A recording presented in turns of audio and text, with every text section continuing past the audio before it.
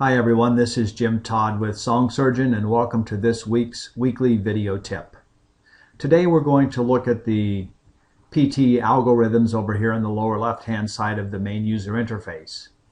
And let's just start by talking about how these or when these should be used.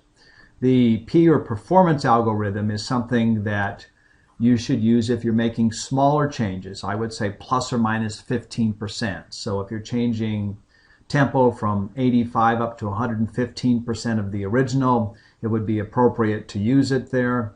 If you're changing key or pitch by 1, 2, 3, 4 half steps, it would also be appropriate to use it there.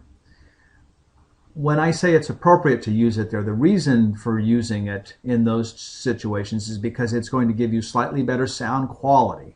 And obviously, if you're using this for performance purposes, that's going to be of utmost importance to you. But if you're making more significant changes, let's say you're slowing to 50% or even 40, 30, or 20, then you should be using the T or the transcribe algorithm. And the reason for that is that in the transcribe mode, the algorithm preserves the transient sounds, which means you're going to get a more accurate sound reproduction. And it also means that it's going to be easier for you, therefore, to hear what's being played or how it's being played.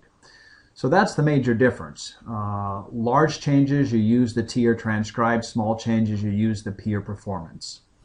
One last thing that I'd like to point out, and that is if you hover your mouse over this area and right-click, you'll see a secondary menu that opens up, and by default we have it set to best. And when it's set to best, it doesn't matter whether you're in the P or the T mode, it will still give you the best quality possible for that particular algorithm.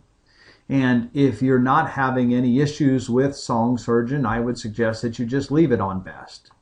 However, the T or the transcribe algorithm takes more processing power, more CPU power, more memory than the P or performance mode. And therefore, in the transcription mode, on older machines or on machines that have smaller CPUs, you might run into some what we call stuttering on playback, where it doesn't play smoothly. It sort of stops and starts, and that's why we call it stuttering. And if you're encountering that, then if you right-click, you should try some of these other settings. And obviously, I guess I would suggest you just start one at a time and change them until you get to one of these that hopefully will allow you to have a smooth playback and will eliminate that stuttering sound that you hear. So that's some useful information also to keep in mind. And with that, we will conclude this weekly video tip.